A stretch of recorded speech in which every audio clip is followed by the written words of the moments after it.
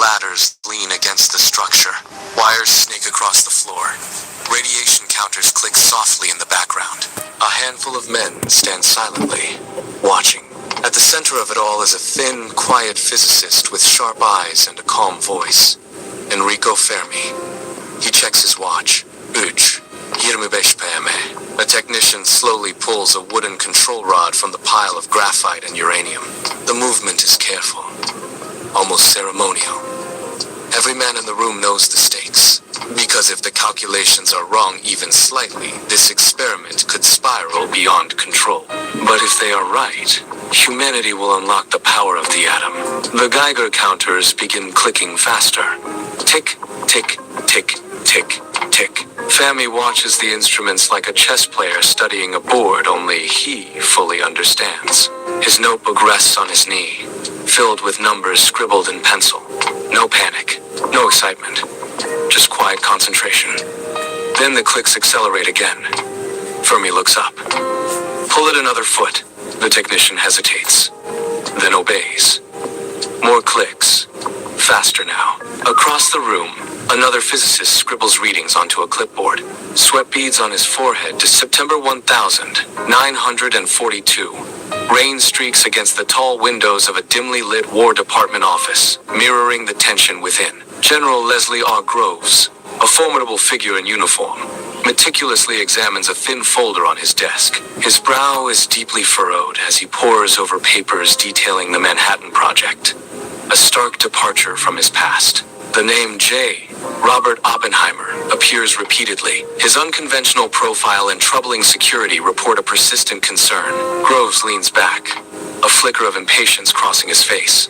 The immense stakes of the project weighing heavily.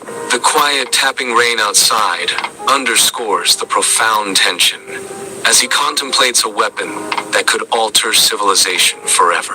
In an office thick with cigarette smoke, a gaunt J. Robert Oppenheimer, radiating feverish intensity, stands before a chalkboard, a chaotic tapestry of swirling equations.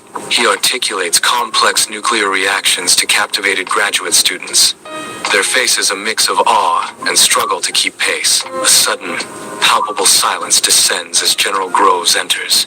His imposing presence immediately felt as he observes Oppenheimer. Groves' unwavering gaze meets Oppenheimer's as he asks, "Dr. Oppenheimer, where would you say is the ideal location for a bomb design laboratory?" Oppenheimer, without hesitation, paints a vivid picture of Los Alamos, a remote New Mexico plateau, a blank canvas for scientific convergence.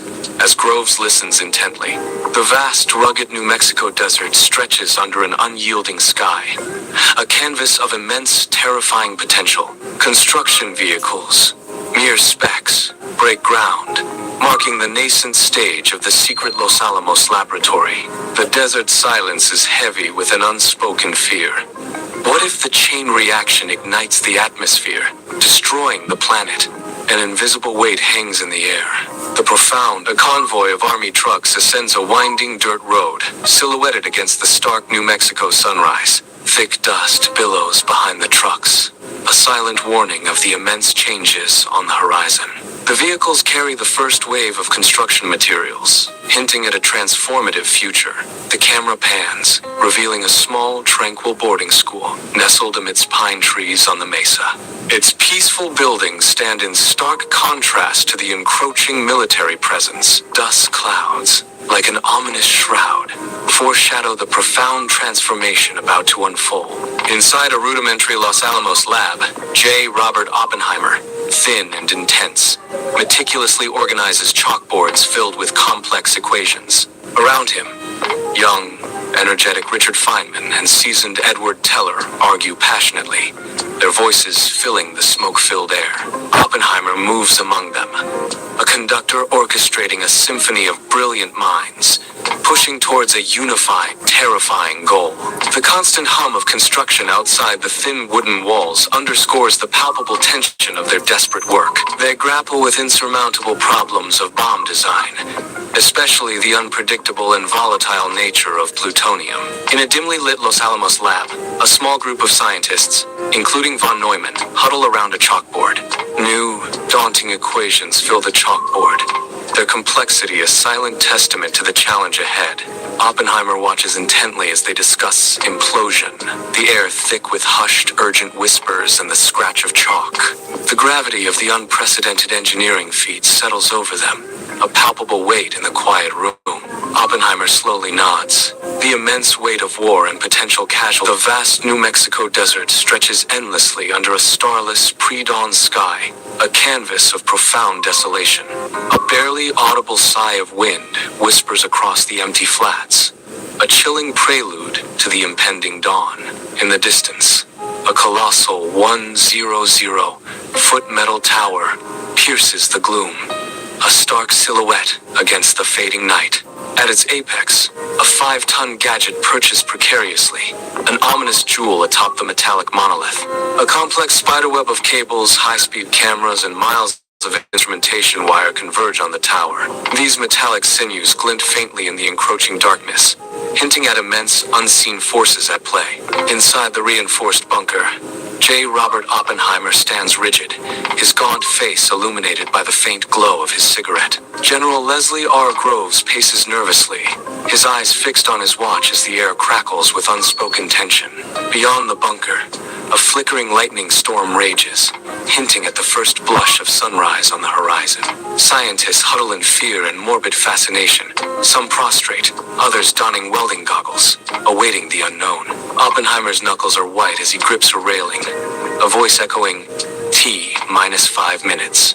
At 5:29 a.m., the desert is swallowed by a blinding white flash, turning night into a terrifying, instantaneous day. A monstrous fireball claws skyward, boiling and expanding with unimaginable energy, consuming all in its path.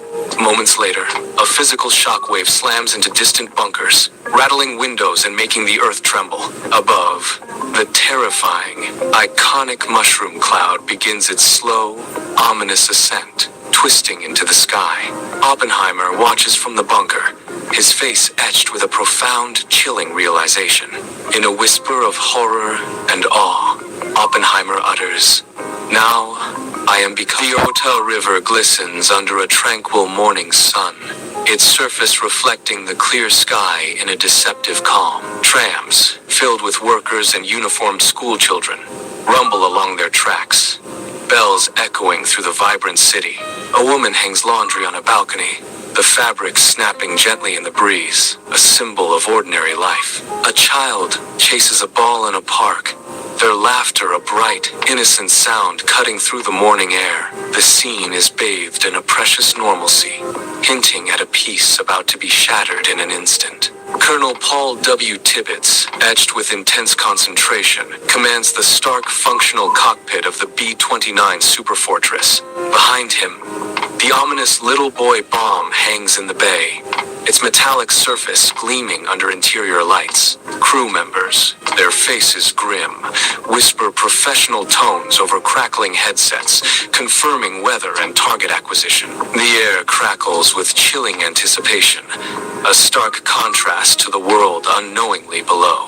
The moment of truth arrives, a silent agreement passing between the crew as the bomb is released. A single, resonant command pierces the hushed tension. Bomb away. For 43 silent seconds, Little Boy plummets, a tiny speck against the vast blue sky, a harbinger of unimaginable destruction. An unimaginable flash erupts, brighter than 1,000 suns, momentarily blinding, engulfing the world in searing light. A colossal fireball expands, instantly vaporizing structures and etching shadows onto walls, a terrifying, destructive bloom. A deafening, supersonic shockwave rips through the city, flattening buildings and shattering everything in its path. A monstrous roar. From the Enola Gay's cockpit, the crew watches in stunned silence as a monstrous, 6-mile-high mushroom cloud blossoms over the burning ruins of Hiroshima. The pilot murmuring, "My God."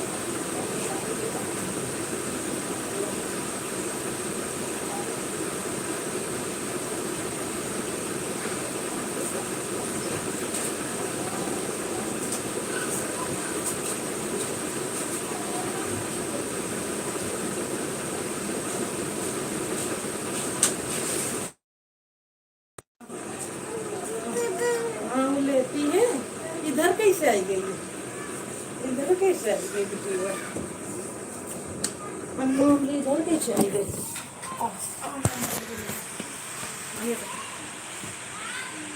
Haydi. Leda. Leda ha leda. Leda.